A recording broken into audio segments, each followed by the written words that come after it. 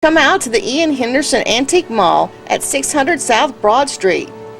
They're open Monday through Saturday 10 to 6 or Sunday 12:30 to 6. Shop until you drop at the Ian Henderson Antique Mall.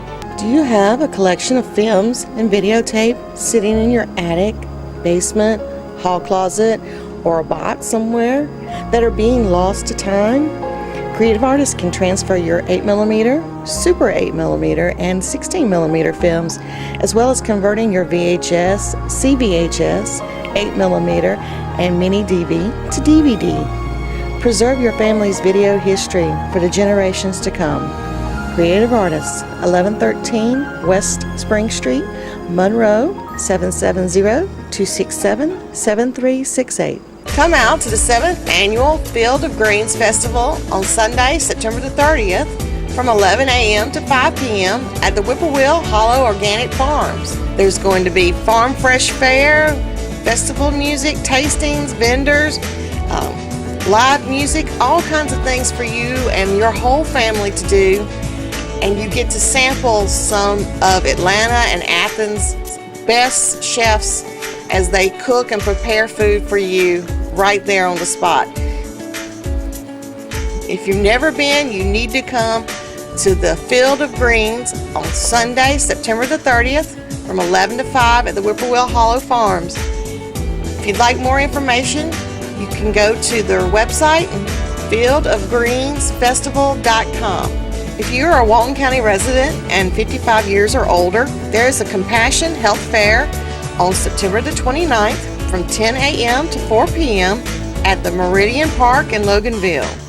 Some of the services are going to be blood pressure checks, glucose, cholesterol, vision, hearing, flu shots, are just some of the things that are going to be there and offered for you for free to help you look after yourself and keep yourself in good physical condition. So if you are 55 years or older and a Walton County resident, come out to the Compassion Health Fair on Saturday, September the 29th from 10 a.m. to 4 p.m. There will even be prizes and entertainment and refreshments to go along with your health screenings and tests. There will be a fall job search boot camp seminar on Tuesday, October the 2nd from 8 to 12 at the Georgia Piedmont Technical College. All applicants should register by either calling the number below or sending an email to the address below. There will also be a career fair on Thursday, October the 4th.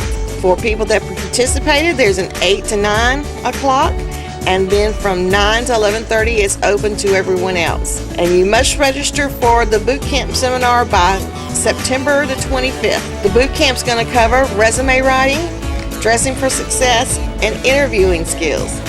Register and come out to the boot camp seminar.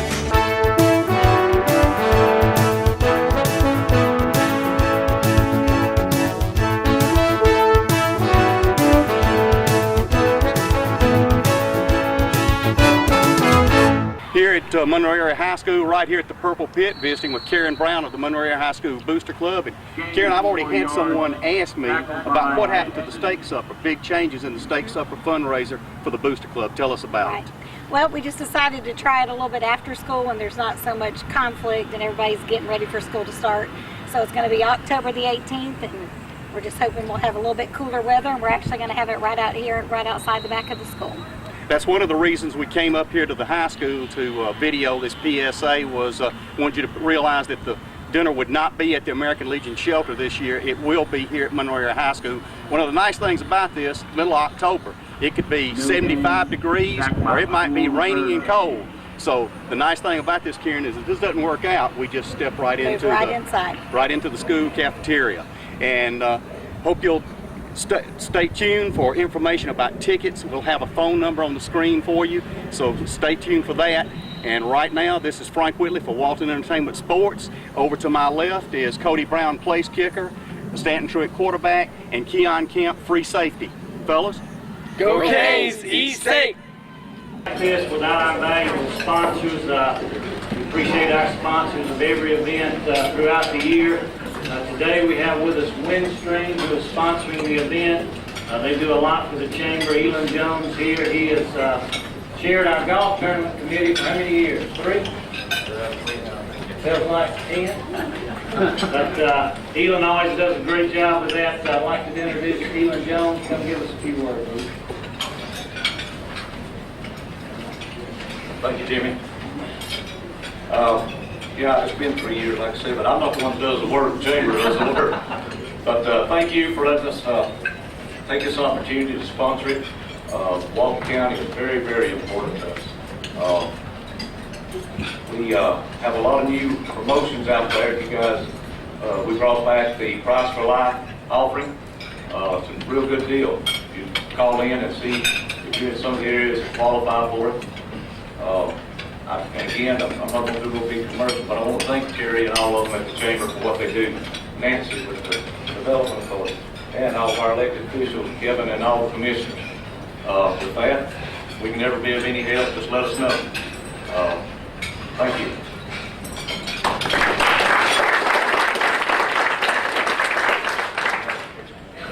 Thank you, Elon. A big part of our program today is the State of the County address. And we have with us Chairman Kevin Little. Needs no introduction. Kevin started his 4th term as chairman. We appreciate his work. I think he's got all the key players in the county as far as department heads with him. And Kevin, I'll go ahead and turn it over to you.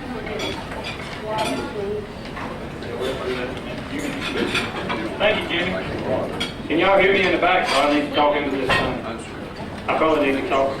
I'm usually pretty loud. Because you ain't going to get much graphics from me. You're only going to get about 2. That'll be toward the end. I'm not, well, I'm on. Ooh. I hold it up close. Y'all hear me really good. It's always an honor and a privilege to speak before any groups in Walton County. As I always have said, I love Walton County. It's a great place to live. Born and raised here. Plan on living here for a long, long time. I have a special guest today I would like to introduce. It's my daughter, Adrian Little. She's been doing a program at Clearview Medical Center through the Board of Education in Walton County Schools, and she is a senior at Walnut Grove High School, and she's the senior class president. So I told her she could come up here today and get prepared for her senior presentation that she'll have to do on the crying day when everybody graduates in May. But I'm honored and tickled to have her here with me today. I'd like to thank the Chamber for hosting this event, Windstream for sponsoring it, and you, the businesses. Y'all are what makes the wheels roll in the county. We're excited to have every business and every opportunity we can here. Also, would like to thank the cities. I know several cities are represented here, but Walton County is one, but we're one united with all of our cities, as well as the school boards. We all work together as government, and that's really big for you, the citizens, that we all able to work together. I've never really wrote anything down, but this year as I'm getting older, I'll be 46 next month, so I'm getting pretty old, and so your mind starts to lapse a little bit, and I wrote down some talking points this time. Will Rogers said, even if you're on the right track, you'll get run over if you just sit still. Think about that. I mean, Walton County was 36,000 people. You were 60,000. 36,000 in 1990, 60,000 in 2000, and 83,000 now. If we'd have sat still, we'd have been run over and mashed flat. We want to know what we were doing. Your taxes would be out the roof. But some forefathers come along prior to me, and long before that, and set some standards and some goals which have fell into place and made Walton County the place it is today. And all we've done as a board and commission is continue to carry this forward, and we've made some right decisions over the last few years. But that's just something to think about there, Old Will Rogers, I think a lot of folks think pretty good of him. I'm going to touch on some tidbits now from some of the departments. I happen to send some interesting numbers, or their numbers in. They just happen to be interesting to me. In the housing market and planning and zoning in 2007, Walton County started 581 houses. In 2011, we started 31. So what a change that's been. Now so far this year we're at 56. So the trend is moving up a little bit, and we were a major mega there as far as growth and building houses and getting things going. Recycling, we sold 730 tons of recycling last year for $89,500, which would have cost us $30,000 to put in a landfill. So that's, recycling is very important. I know we all tend to not do that. I force them in my house. We do recycle all of our plastic, and we do recycle our tin cans, and I sell my aluminum. So, but recycling is a really big way to go and to get things going. Our EMS department, they ran 10,490 calls in last year, and they transported 4,967 people to a hospital. So, you know, it's going pretty good. Our Walton County has 523 full-time employees, 197 temporary and part-time employees, and not allowing any rehires or any promotions last year, we saved the county $350,000 in our budget. Fire department, Walton County, we have 11 stations, 49 full-time people, 61 part-time, and 30 volunteers. You know, that's a big thing. You really don't think about the fire department until you need them, but we've come a long way. We were mostly a volunteer fire department back in the early 2000s, and we've grown now that we at least have one person in every station 24 hours a day. Plus, we have 2 manpower squads that roll immediately whenever there's a call there. So, it's a good thing to have, and we've improved. The ISO ratings have changed here in the county, and that actually lowers your insurance policies at your house, and so it's been very good to be within 5 road miles of the fire station. Road department, that's usually our biggest concern and complaint from a lot of folks. You hit a pothole, you're mad at somebody. And so, you know, I don't know who you may have been mad at, but we pave 40 miles of road. That's generally about average what we do. We pave around 40 to 50 miles of road a year, and then we constantly maintain and keeping up with the maintenance of potholes, edge ruts, signage, and such as that.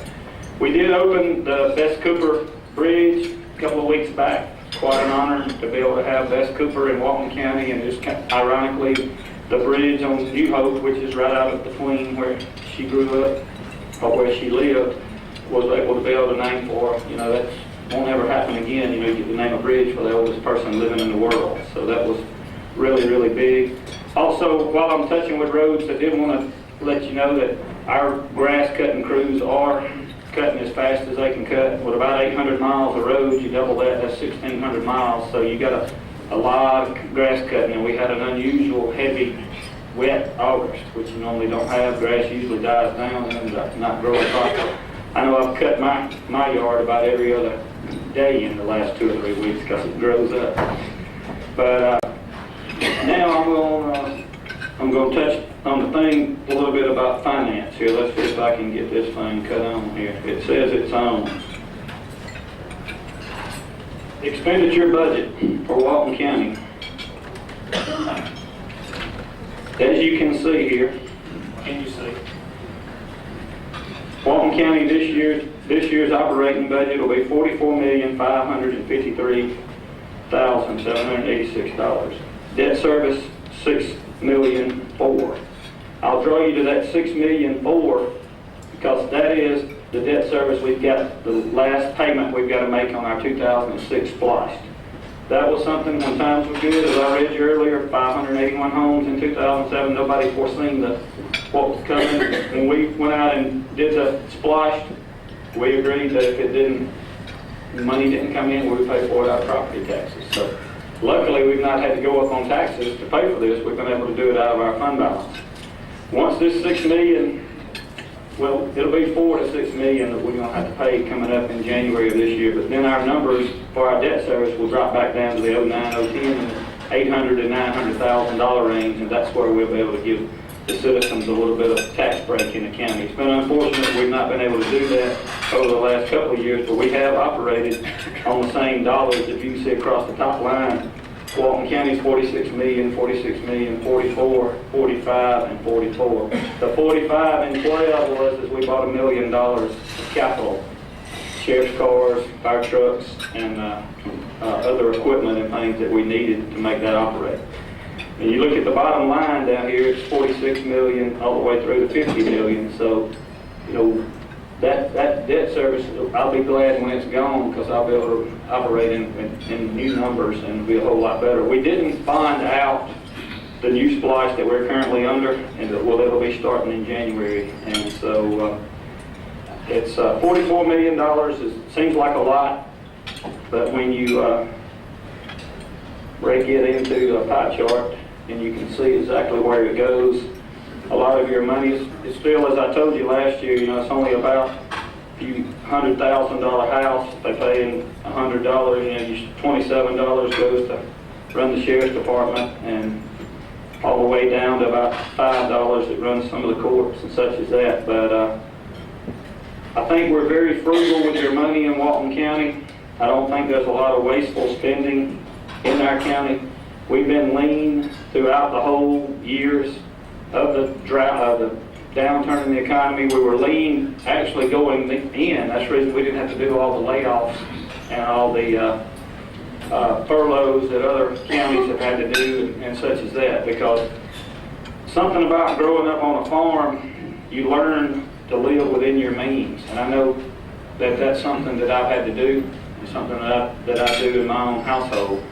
I know I've heard that you live within your means and things come out. That's what we've done. And providing the services that the people have demanded has been very, very crucial and critical. Everybody from the 36,000 to the 83,000, everybody that moved to Walton County, they moved from a full service, fully county that covered everything. And when those people moved to Walton County, they wanted that service. We've been able to provide that service and not go up drastically on your taxes. So that's been really good. Walton County is very financially sound. As you can see, break down to the pie chart, it shows you where every dollar is spent in here, and other than the debt service. And if you complain or you want to do something, find one of these pieces of pie that you want to cut out. And I guarantee you'll find 9 others that want to keep the piece of the pie that you want to cut out. So these are the services that the people of Walton County want, and we will be providing. And it's a good thing that we haven't been as good as we have been with your money and with the tax dollars. I do want to brag on the constitutional officers in Walton County. They're very good also. They operate within their budgets. They don't bring back over budgets. I hear horror stories from other counties where their sheriff spends $2 million more than he was budgeted each year. And when he does that, or she does that, the Board of Commissioners has to find that. And so when you get operating off of a budget and it's not there, you don't have to go up and find it somewhere or take it away from somewhere else. But Sheriff Chapman and our other constitutional officers, they do a great job. Whatever the money we give them, they stay within it for a year, and that's good for you, the taxpayers also. Department heads in Walton County, they do a good job. They stay within their budgets. Not any overages there, and there's a lot of care in Walton County. I don't know whether you feel it yourself, but everybody that are that's in the leadership role in Walton County they really truly care and take it to heart. They're not out here just blowing and spending your money just because they can. Which you see that on TV and you see it all over our country, but it's not happening in Walton County. We're spending what you need to provide your services. I do want to talk a little bit about economic development. One more thing on finance. The auditors are wrapping up in Walton here now with the last year's audit. We're looking to have a little over $19 million in our fund balance. I was just meeting with Bryce Holcomb with Citigroup on Monday. On a $44 million operating budget, that's unheard of in the state of Georgia. Most counties around, they only have single digits, 6 to 8, maybe $9 million.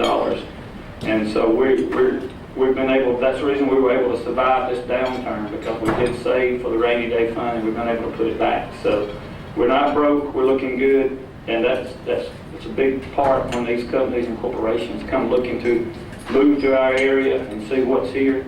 We're a vibrant county. We're ready to hear you. The businesses are ready to serve, and we all are. The biggest thing that's no longer a secret and it's all everywhere was Baxter International. That's $1 billion, $136 million plant that will be built. They're already started. They're doing the administration building now. It's supposed to be open sometime in 2013. It's for real. It's exciting to have. Where there's one Baxter, there'll be another. And so it's a lot of jobs, 1,600 jobs. Average salary will be $50,000 to $60,000. You know, that's pretty good for our area as well.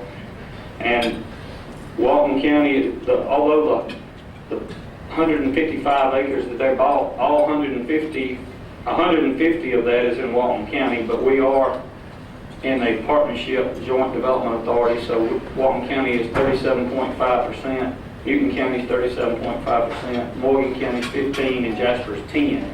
So no matter how much money is paid out or how much money the tax dollars is brought back in, that is the percentages we all receive. And so that's been in agreements for about 10 years, and so it's a really good thing.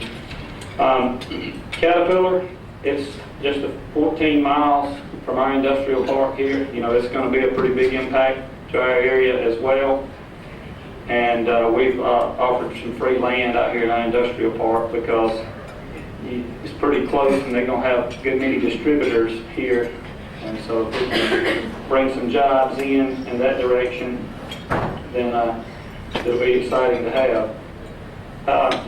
We've been working with the Water Wars for several years, been working with Hard Labor Creek now for about 15 years, I guess, maybe longer, I don't know. But thanks to Governor Deal and his water program, Walton County and Oconee County, we received $32 million in loans to build Hard Labor Creek. We were probably going to be doing some bidding and contracting toward the end of the year, start grubbing and clearing.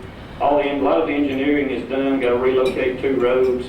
We will have one of the longest bridges in this 750 feet in this part of Georgia. You'd probably go down to the coast to find another bridge this long. So I don't know who we can name this bridge after, but we'll just have to see. But Hard Labor Creek, that was one thing when I met with the governor. I don't know what Bruce Williamson's in here today or not, but we went out and met with the governor earlier on before this got awarded, and I told him, I said, 35 miles where the crow flies between Baxter and Caterpillar.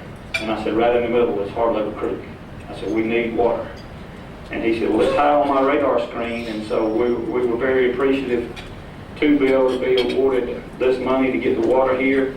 I don't know whether we'll all live to see the need for water or not, but water is going to be most crucial in this part of the country, and it probably will be crucial everywhere. So providing the water and the water needs, we will be able to make Walton County even more vibrant in years to come. That's touching on water. Caterpillar, they had told that they were only going to need 500,000 gallons a day, right?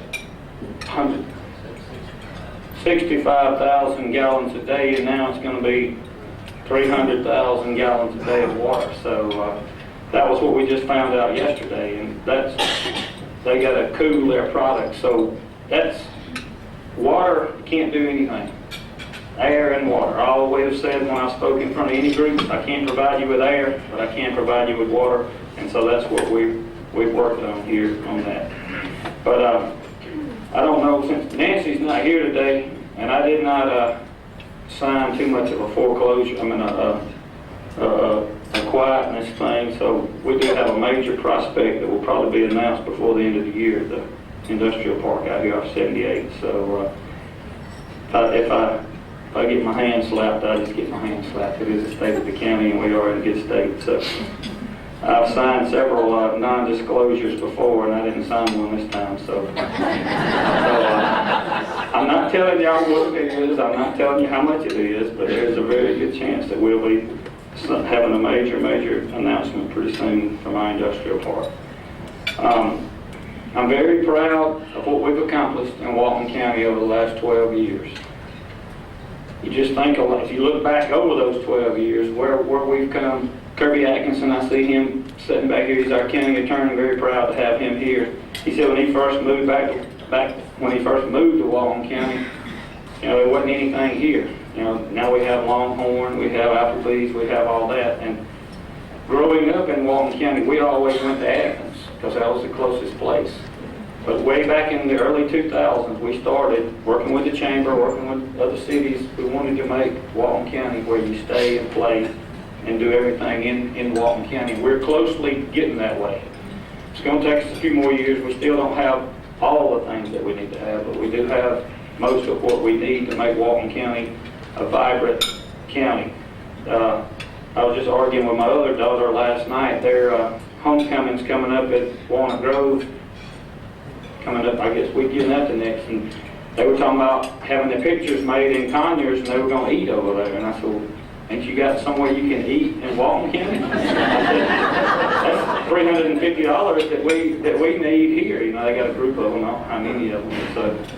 So she started looking up around here. So I mean, I'm always thinking about shopping in Walton County. You may see me in Athens, or you may see me in other places, but I try to shop your businesses, try to keep you going here, because that's what it's all about, is making Walton County the best and greatest it can be.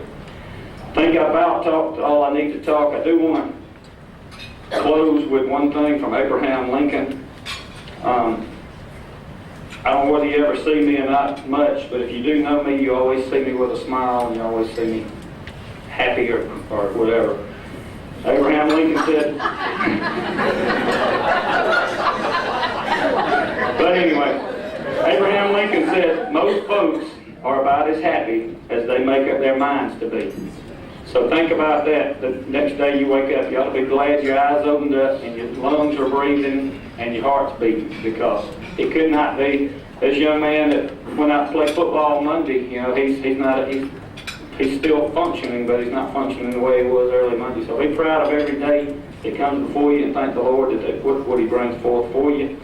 And with that, I will close, and if you have any questions, I will answer those for a minute or two, if anybody's got any questions. Kevin, Yes, sir. I read the paper where Rowell Parkway, they talked about for years, that you've got a contract. Yes, sir. That is correct. And I apologize for not putting that on my notes, but Charlotte Rowell Parkway runs from where 138 goes under the bridge, I get off 78 up to the Board of Education into Highway 11. And that project started out as a $1 million give us from the ARC when we got drafted under their non-entertainment area in 2001 and 2002. And it went from a 2-lane to a 3-lane to a 5-lane to back down to a 3-lane, back down to a 2-lane. DOT could never make their mind up on what they wanted there. And so we finally arrived at a 3-lane. Oh, it's just a 2-lane. Okay, so I don't even know, but it's a 2-lane project which will open up the northern side of 78, and it'll give some traffic relief at the Highway 11 and 78 interchange, which it's been a long time coming, and it's going to be a good addition. I'm glad you touched on that. Any other questions? Yes, sir. Kevin, what do you anticipate the new SPLOST to be used for? We voted on it to build a new jail. The new jail is about $27 to $28 million will be set aside. After we split our portion with the cities, we only had about $36 million total, so about $27 to $28 million will be on building a new jail. We're overcrowded and housing out here, so it'll be a process. That's where that was voted on. The rest will be on roads and then some parks and recreation, but we're going to be spending it as it comes in, so it's going to take a little longer process. Yes, sir. Any plans for expanding the sewer? Yes, sir. We're actually working right now with Walnut Grove. We're on the final processes of getting that sewer up and going in the Walnut Grove area. And we have already talked with Loganville, and Loganville is amenable to looking at some expansion up the 81 corridor and working around that way. And we want to work with Monroe I would ultimately love to close in the Monroe to Loganville gap between there with sewer. The ridge line is from between back towards Monroe is a fall line. It falls back toward Monroe, and actually Loganville falls the other way. So sewer is important, and we're still working on sewer. Is very high. It's not an immediate return on sewer, but that is very important. It's a high priority of ours as well. Yes, ma'am. You were talking about the jail, do you know where that's going to be built? No, ma'am, we haven't. We've looked at several sites, and we've eliminated some sites, and we've put some more sites on, and so for some reason people don't like jails in their backyard. I told one group that I would rather have a jail in my backyard than I had 80 apartments, because I said that very few people escape from a jail, but in apartments people go and come and can do what they want to. So, but we do have about 3 sites we're looking at right now, and we're close to we're doing some evaluations on those. But the thing about the best site in the jail, for the jail we can't use, but it's pretty close by to our facility over there. Any other questions? Well, all right, buy something in Walton County, and let's all shop local. And Walton County's in great shape. I will tell you one thing, that we did take the rollback rate on your taxes this year. And so if you paid us $300 last year, then more than likely you're going to pay us around $300 this year. And after we get this $6 million debt service out of the way, I hope next year, if you paid us $300 over, you'll pay us about $250. So I'm hoping we'll be able to go down after we get that out of the way. So that's not a promise, but I'm hoping. Hope don't mean promise. All right, I'll turn it back over.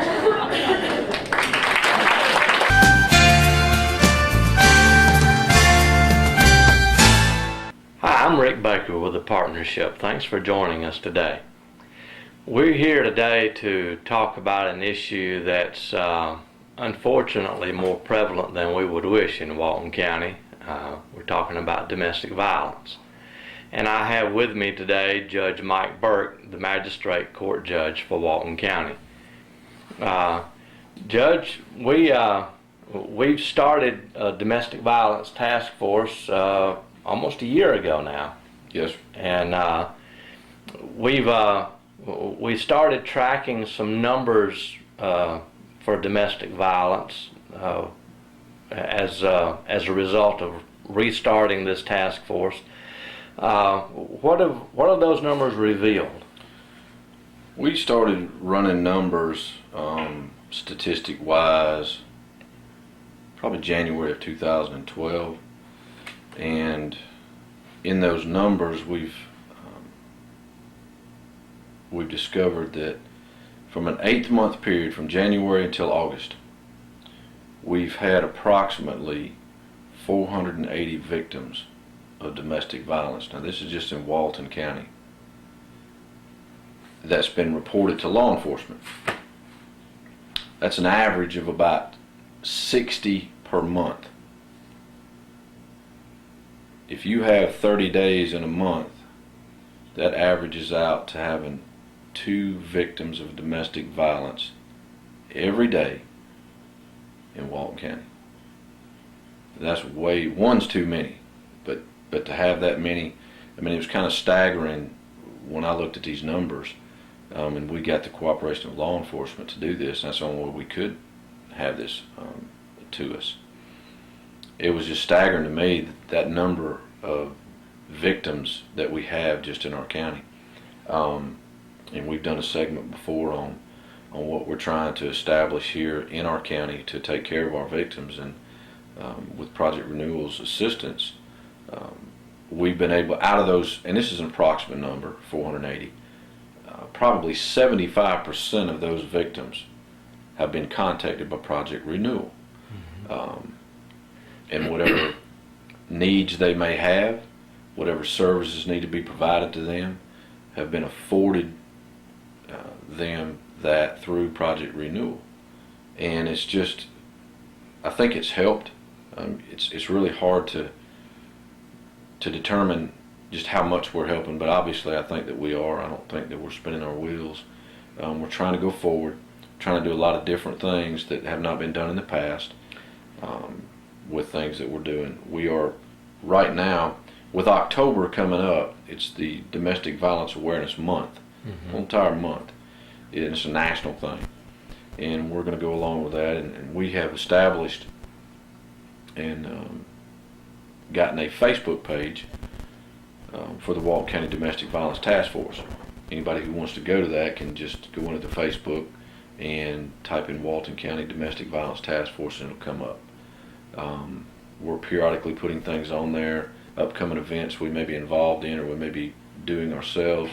We're trying to get brochures out that we've graciously, the district attorney's office has assisted us in purchasing those, and we've put those out to a lot of different places. We're in the process of getting those out to more places. We're in the process also of trying to get more of those brochures because we've given out probably close to 1,000, and we have a few left for anybody who wants them. We can do that.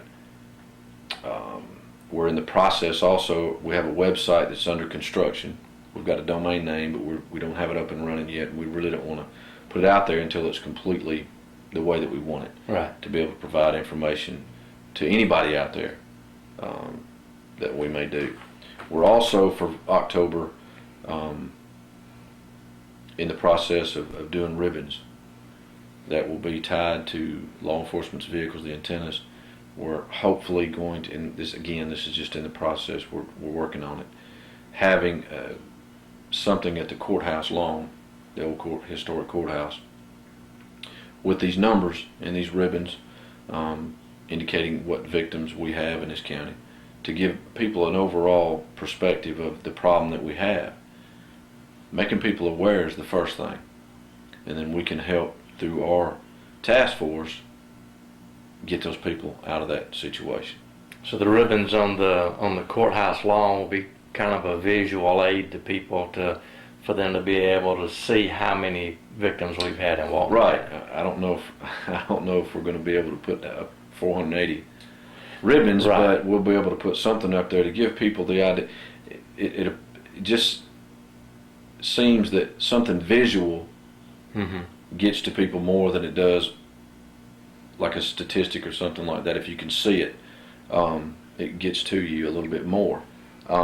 There's also on October the 23rd, which is a Tuesday, from 5 to 7 at the Soul Circle Middle and High School, there is a 3rd annual Hand in Hand Family Fun Festival, which there'll be other things there also that would be very beneficial to the community.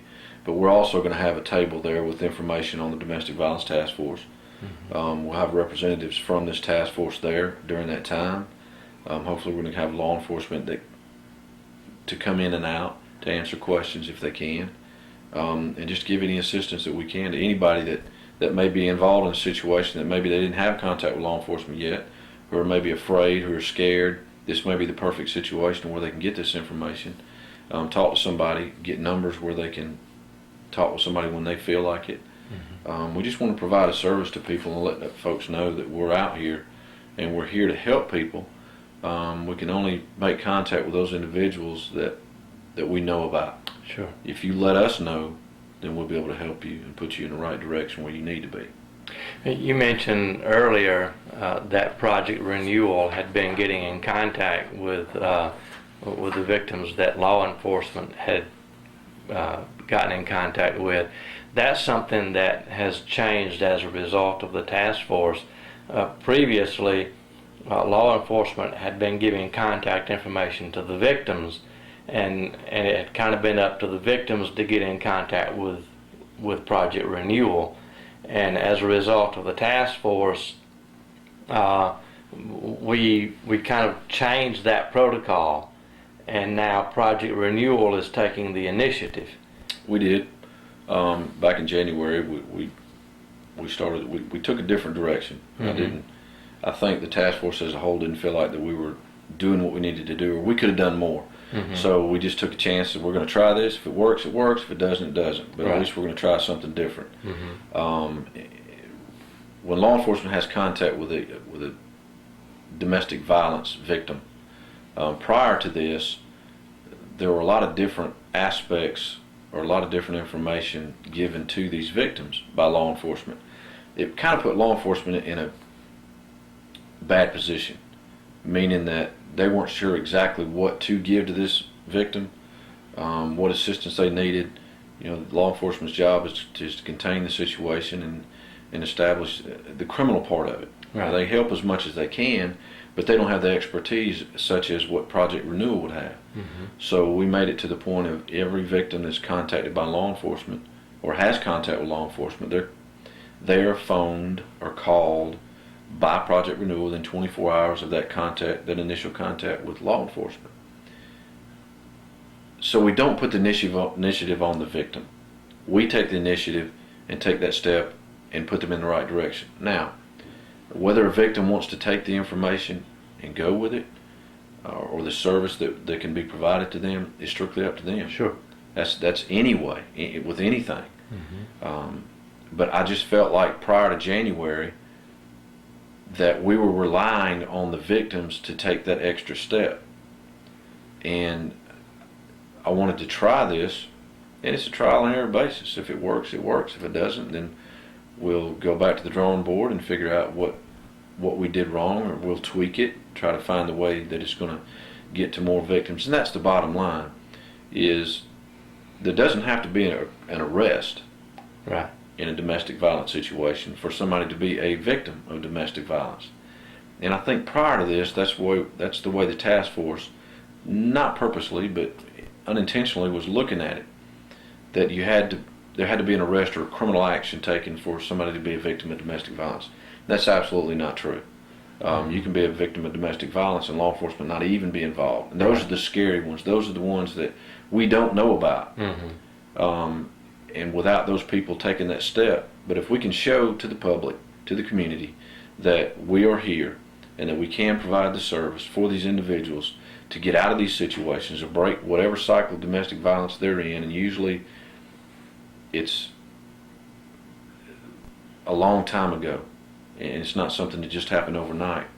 And we just want to make sure that the public is aware that we are here, that we'll do anything that we can to assist people, but they have to understand that we can only tell them what the services are. They have to take it and go with it and use it. And the Domestic Violence Task Force is here as a public service to the community, as a support to law enforcement and to Project Renewal. And if you are in a domestic violence situation and you don't want to call law enforcement, you don't want to get law enforcement involved, but you need help, Project Renewal has a 24-hour domestic violence hotline. It's confidential. You can call them at 770-860-1666. There's always somebody there to answer that telephone. They understand, they know how to help, and that number is confidential. If you need more information about the partnership, our number is 770-207-6060. And again, if you want more information about the Domestic Violence Task Force, check us out on Facebook, Walton County Domestic Violence Task Force. Thanks again for tuning in, and check us out. Thanks.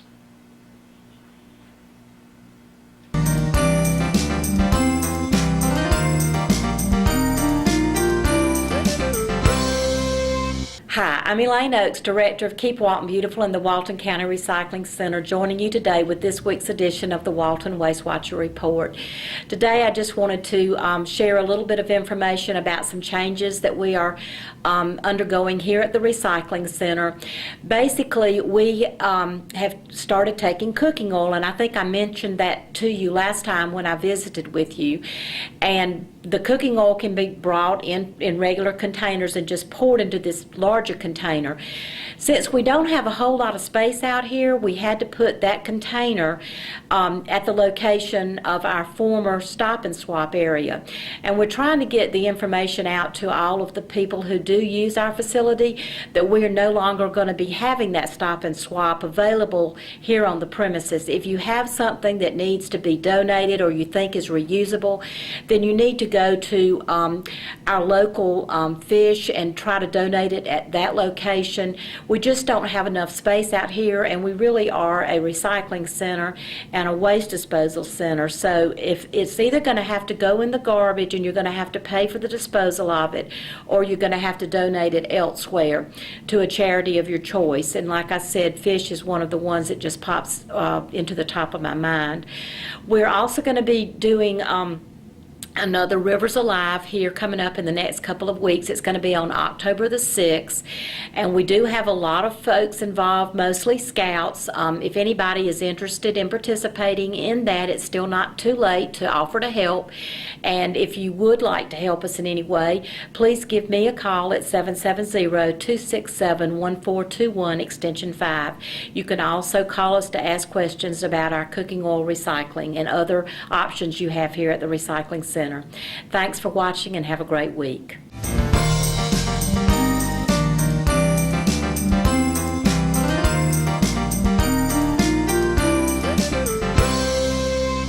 Good morning. My name is Becky Chinhole. I'm a radon educator with the University of Georgia. And this is one of my favorite times of the year when I talk to you about the radon poster contest. It's that time of year again. And I want to encourage all students between the ages of 9 and 14 to enter this contest. And I'm going to tell you why you should enter. First of all, I just wanted to tell you a little bit about radon. Radon is the second leading cause of lung cancer. And if you enter this poster contest, you are helping to create a greater radon awareness. Everybody needs to know about radon. Everybody needs to know that they need to test their home.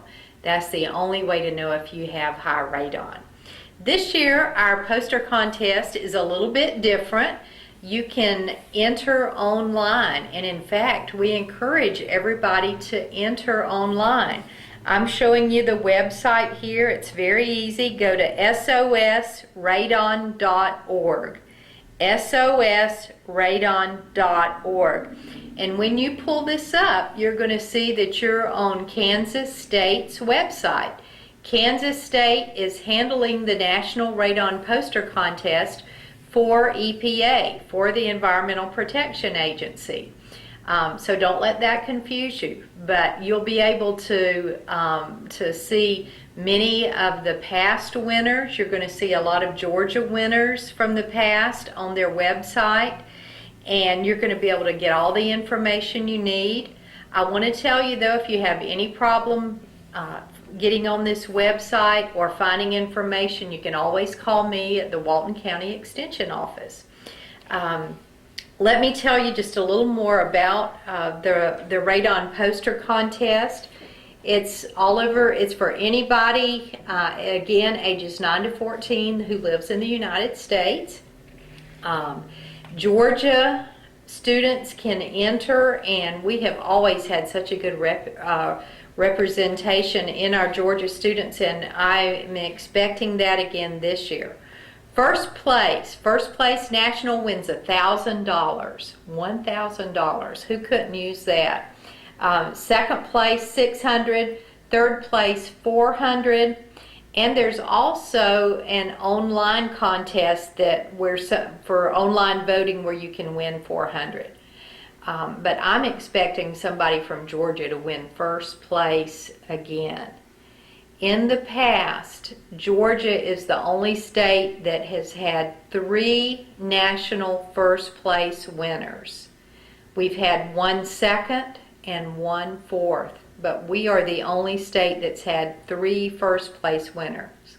And guess what? All 3 of those winners were from Walton County.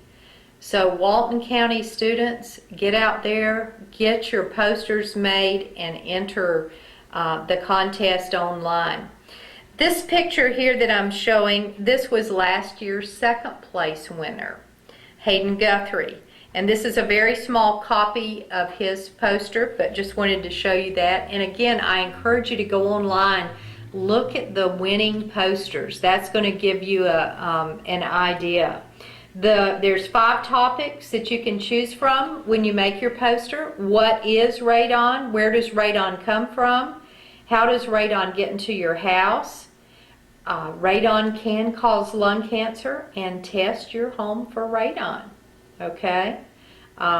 It's easy to do. Just choose one of those topics. The deadline is November 2nd. November 2nd, 2012 this year. You've only got a few more weeks, so I encourage you, get started. Get your posters made. And you can do any size poster. You can do them hand-drawn. You can do them on the computer. If you do them hand-drawn, I still encourage you to scan them and send them in electronically. That way you can get confirmation immediately that you've sent in your poster. I want to give you just a few of my own radon poster tips that I've learned from the past. One is make your poster colorful. Use bright colors. That always seems to get the judge's attention. The second thing is keep your message simple. Not a lot of words, just a few words, no more than one sentence seems to be the best. And then number 3, keep your poster neat and clean. Make sure it has a clean look. Be sure there are no stray pencil or pen marks on your poster. And you don't have to be an artist. Some people say, well, you know, I don't have artistic ability. This isn't for me. Doesn't matter. You can go onto the computer, add graphics. Just make sure they're not copyrighted, but you can design it completely on the computer. You don't have to be an artist. If you are an artist, that's great. Do it. Draw it by hand. It doesn't matter. Again, I am so excited about this contest. I am expecting a first place winner from Georgia again this year, and it could be you. Don't wait any longer. Call me at the extension office and come by and see me. I'll be glad to take a look at your poster before you send it in. Remember, radon is the second leading cause of lung cancer. You can win a $1,000 prize, and you can save lives by entering the contest. Thank you. I look forward to hearing from you.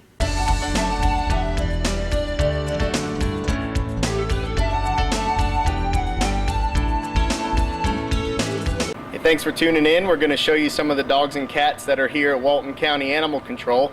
Real quick, we just want to let you know we did have a case of a rabid raccoon last week. It did test positive for rabies, so it's real important that you get your animals vaccinated against rabies. If they get bitten by a rabid animal and they don't have any current rabies vaccination, you either have to isolate the animal for 6 months or have it put down. So no one wants to do that to their pet. We've got a lot of upcoming rabies vaccination clinics. There's going to be 2 of them on October 6th. One is at Tractor Supply in Monroe, and the other is at the church at Covington in Oxford. Then October 13th we'll have another one. It's going to be at Boss Brothers Country Store in Loganville. And then October 20th, another one at Tractor Supply. So plenty of opportunities to get discounted rabies vaccinations, and they have other services as well at these clinics. You can always see the information posted on our website. It's WaltonCountyAnimalControl.com. There's a pet assistance page with lists these clinics and a lot of other low-cost services as well. And Paradox Spay Neuter Clinic is doing free spays and neuters for pit bulls. So if you have a pit bull, go ahead and get it spayed and neutered. It's free. We get so many pit bull puppies in, and they're really hard to adopt out, so no need to have your animals breeding. Just take advantage of these resources and have them spayed and neutered, vaccinated, all at a discounted rate. And so now we're going to show you some of the dogs and cats that are available for adoption here. We got a little male, probably about 2 months old, kitten here. He's tiger and white. He's very friendly. And we also have other kittens also. Female, lab mix, about 2 months old. Looking for a good home. We got a mixed breed. It's a male. He's about 6 months old, so he's going to be a fairly good-sized dog. His name is Toby, and he is current on his rabies vaccination.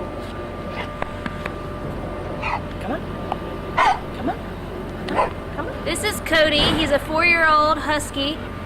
He's already neutered. He's not good with any other animals, so he could go to a home with no other animals. He's a really good boy, and he could really use a good home.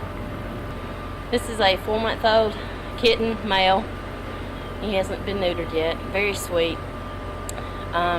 It looks like he has Abyssinian in him, which is a very good breed. He's very friendly. He's purring right now. Doesn't seem to mind anybody or anything. And we have more kittens also. Okay, she's a shepherd boxer mix female. She own her surrender. Her name's Sasha. She's not spayed. Seems very friendly, looking for a good home. We got a Brittany Spaniel. It's a male. He's 2 to 3 years old, not neutered, very sweet, very rambunctious, needs a good home. This is PJ. He's a coonhound. He's about 3 years old. He was a stray. He's a really good boy, and he could really use a good home. The Walton County Music Guild and the Monroe Art Guild are holding a dining out for the arts in October. When you dine out at the following restaurants on the days indicated, a percentage of the sales goes to the Walton County Music Guild and the Monroe Art Guild. So you should come out to Zoe Cafe and Bakery on Tuesday, October the 2nd, right here in downtown Monroe. On Monday, October the 8th, go out to Just Wings of Georgia, out there on MLK Jr. Boulevard near Tractor Supply. Tuesday, October the 16th, they're going to be at the Waffle House from 5 to 9 p.m. out here on Georgia Highway 11 near the high school. Tuesday, October the 23rd, they're going to be at the Wild West Barbecue here in downtown Monroe. On Tuesday, October the 30th, they will be at Katie's Diner from 5 to 8 o'clock. And Katie's Diner is located on Highway 78 at the truck stop where Unicia Drive is. And have a nice meal and support the arts of Walton County and Monroe. If you are a Walton County resident and 55 years or older, there is a Compassion Health Fair on September the 29th from 10 a.m. to 4 p.m. at the Meridian Park in Loganville. Some of the services are going to be blood pressure checks, glucose, cholesterol, vision, hearing, flu shots, are just some of the things that are going to be there and offered for you for free to help you look after yourself and keep yourself in good physical condition.